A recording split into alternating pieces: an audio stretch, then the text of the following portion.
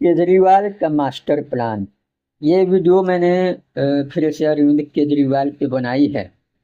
जो इस समय घटनाक्रम चल रहा है आम आदमी पार्टी में, देश की राजनीति में, मुझे उससे एक बात समझ में आ रही। एक तो ये मेरी आशंका है, ये मेरा एक तरीके से असेसमेंट है।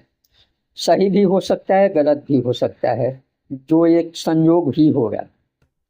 मुझे जहाँ तक ऐसा लगता है कि पिछले 6 महीनों में जो आम आदमी पार्टी और उसके कन्वेनर संयोजक अरविंद केजरीवाल के साथ हुआ है, और केजरीवाल ने अभी रिसेंटली रविवार को ये घोषणा की कि मैं मुख्यमंत्री नहीं रहूंगा, कोई और बनेगा, और मुख्यमंत्री के रूप में आतिशी मार लेना बनी।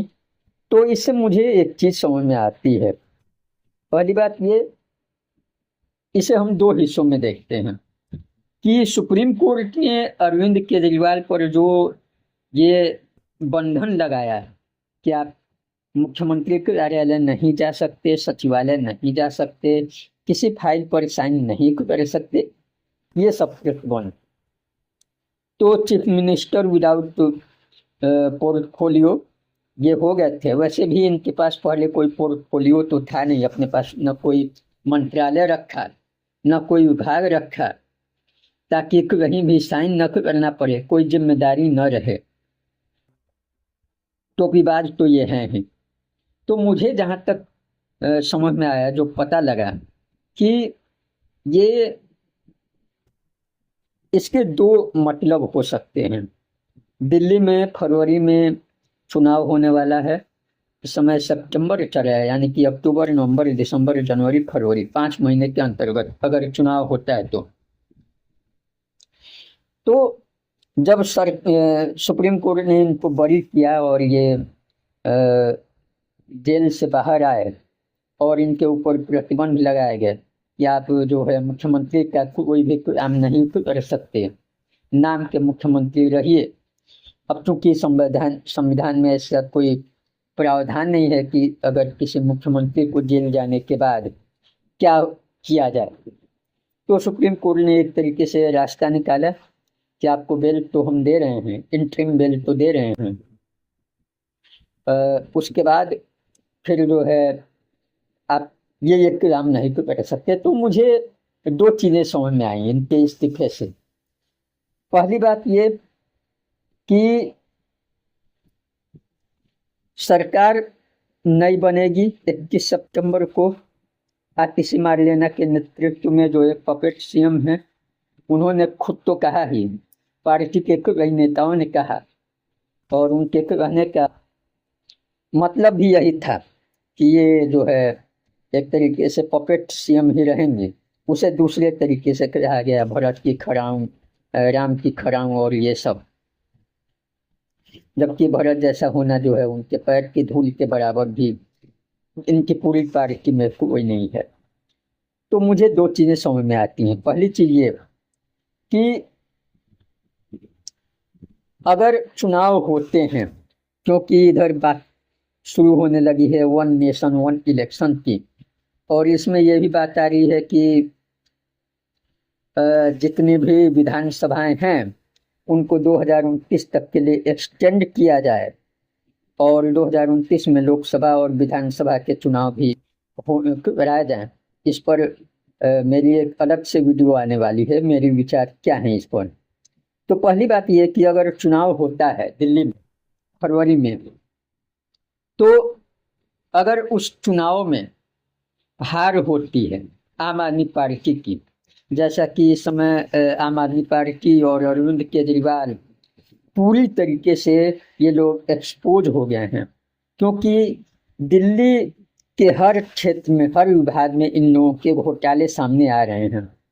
ये वही लोग हैं जो घोटालों का विरोध करके सत्ता में आए थे, और आज घोटाले रूपी दलदल ही ये बन चुके हैं। तो अगर आम आदमी पार्टी जीतती है तो सारा श्रेय अरविंद केजरीवाल और उस कैंपेन को जाएगा, ये एक बात है। अगर आम आदमी पार्टी हार जाती है तो सारा दोष आतिशी मार्लेना, जो नवनियुक्त मुख्यमंत्री बनी है उनके सिर पे मढ़ा जाएगा। तो इसे दो कार्य सिद्ध होंगे कि अगर आतिशी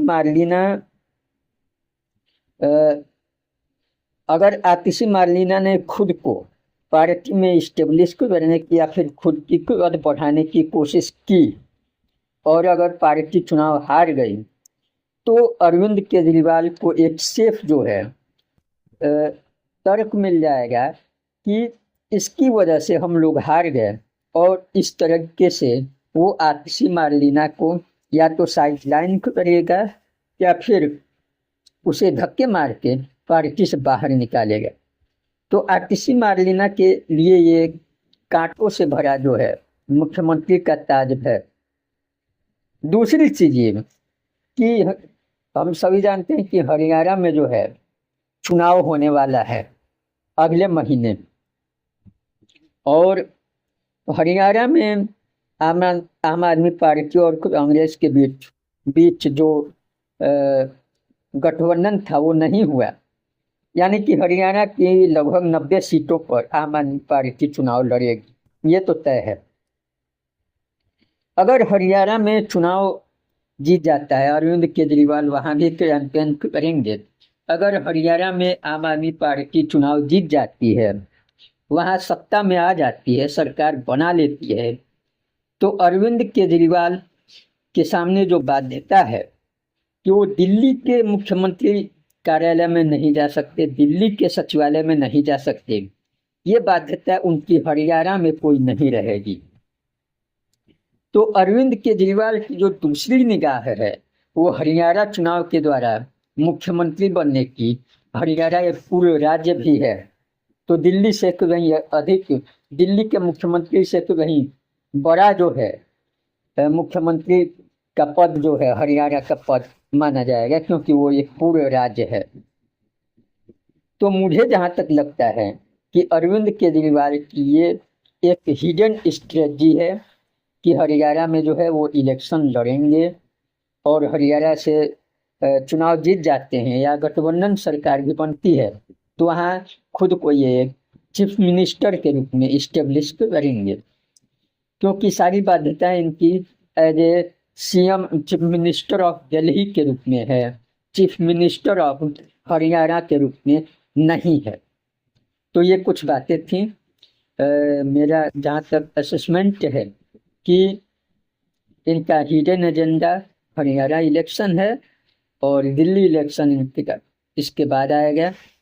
तो मुझे जहाँ तक लगता है कि अरविंद केजरीवाल हरियाणा इलेक्शन की ओर देख रहे हैं कि वहाँ अगर गवर्नमेंट ये बना लेते हैं तो फिर जो है वहाँ के ये मुख्यमंत्री बनेंगे। इन्हीं सब बातों के साथ मैं अपने बात को समाप्त करता हूँ। यहाँ तक देखने के लिए आप लोग सभी लोगों का धन्यवाद। वीडियोज़ को लाइक कीजिए, शेयर कीजिए और कमेंट भी करें, साथ ही चैनल को भी लाइक करें। तब तक के लिए धन्यवाद, नमस्कार।